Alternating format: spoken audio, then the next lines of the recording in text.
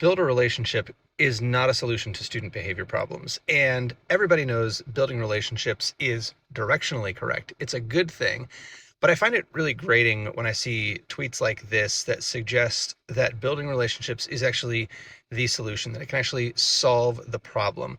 And I think Brian Mendler is partially correct here that, we can't solve behavior, but I think he's wrong in the implication that relationships can solve behavior problems. Relationships are helpful, but they're not the solution, right? When we take something that is good and we imply that it has more power than it really does, what we're really doing is we're flipping it around and saying, if there is a behavior problem, then it's because you didn't build the relationship. I don't know about you, but that's what I find so galling about talk like this about relationships, that basically blames the teacher. If there is a behavior problem, it's because you didn't build a relationship.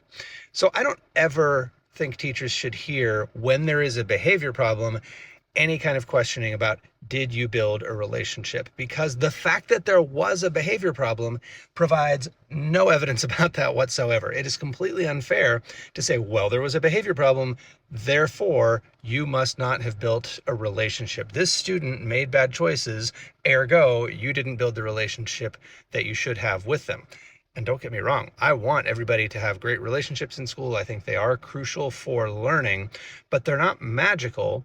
And when bad things happen, it's not proof that the relationship wasn't there, that the teacher did something wrong. And I think we've got to look at what teachers are actually doing and look at what students are actually doing and hold people responsible for their actions, but not just kind of vaguely blame teachers for failing to do a good thing just because something that was outside of their control that was bad happened. I think we've got to remember that students are in control of their own behavior.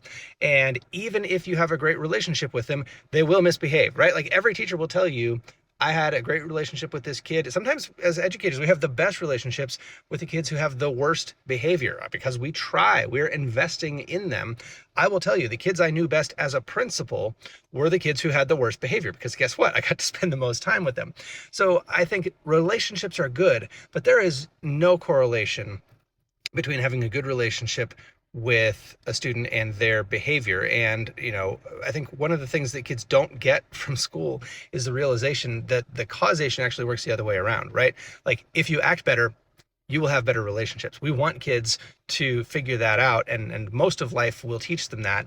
In school, we give them so much extra grace. We give them so much the benefit of the doubt. We go the extra mile to build relationships with them because we do know that it does make a difference, but it's not magical. Let me know what you think.